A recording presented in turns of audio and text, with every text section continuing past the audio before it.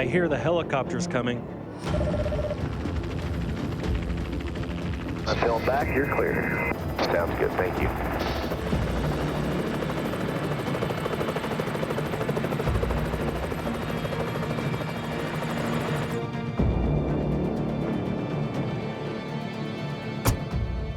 Dr. Taylor. How you doing, man? The next day, as the drilling operation continued at the Basin, Welcome. It's so good to see you. You've got the entire Lunason team assembled. Thank you for joining us.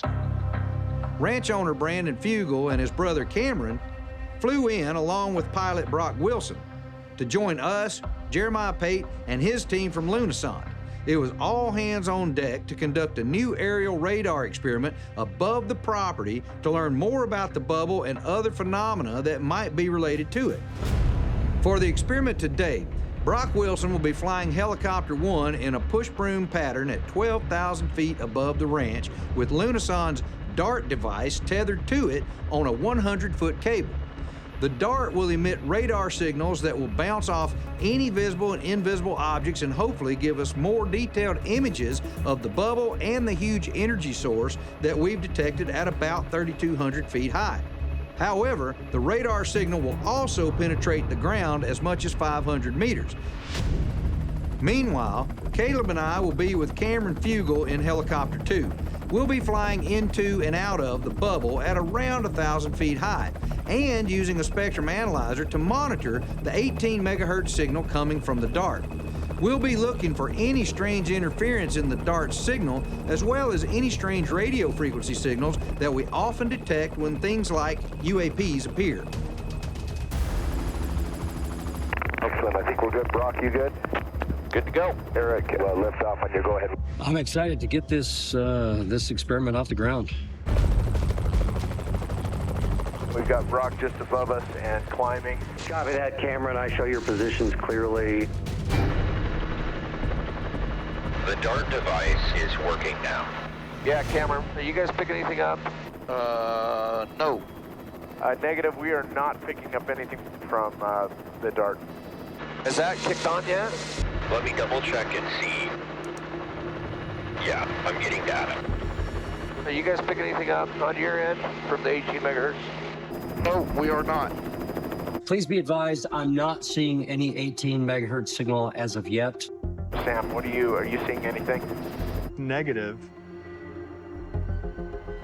So not only from Helicopter 2, but also from the command center and the ARC, no one was able to pick up Jeremiah's 18 megahertz DART radar signal that was being emitted from about 12,000 feet in the air. And where were all those spectrum analyzers located? Inside the 2,000-foot radius of the bubble.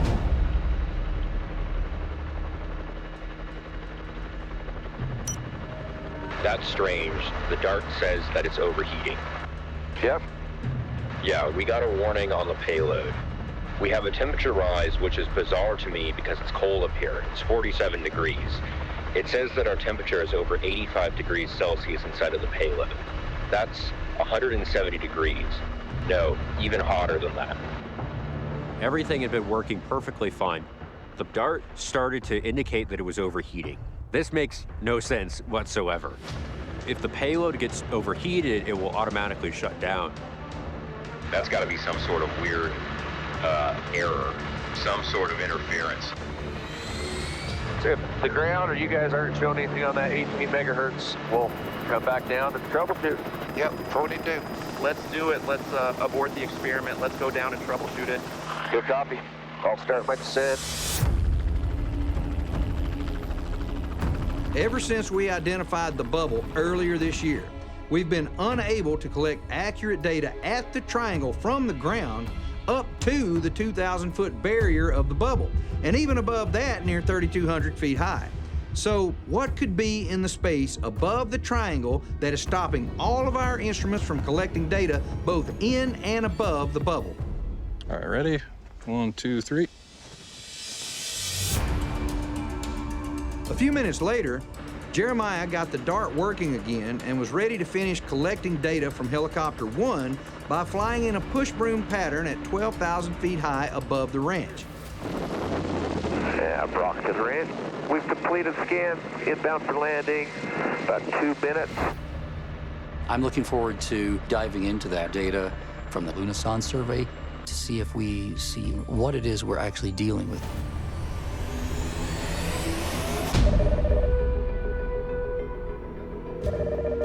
Hey, Jeremiah. Hey, Cameron. Hey, good to see you guys. Hello, guys. We're really excited to share this data that we got. Surprised even our team. Really? Awesome. 3 days after our dual helicopter experiment, we met with Jeremiah Pate, and we're hoping like hell that he would have some answers about the bubble and whatever's buried inside the mesa on Skinwalker Ranch. The data was perfectly clean. Well, let's look at some of it. Yeah, I'm on the edge of my seat here. Yeah. Absolutely. Right, so this is just a normal satellite image of the ranch. And so for our first data set, this is the airborne electromagnetic data. Okay. So this yellow area is 100 times stronger here than out here in the purple. And so with this, what we saw was very strange. We saw a massive jump in energy towards the center of the ranch. Center of the ranch, right above the bubble. Oh, wow. So this is something that you would see over an area that has a lot of different electronics, like a city. And yet here we are in the Utah countryside, seeing that same sort of spike. Oh, wow. That's right. Seems very strange.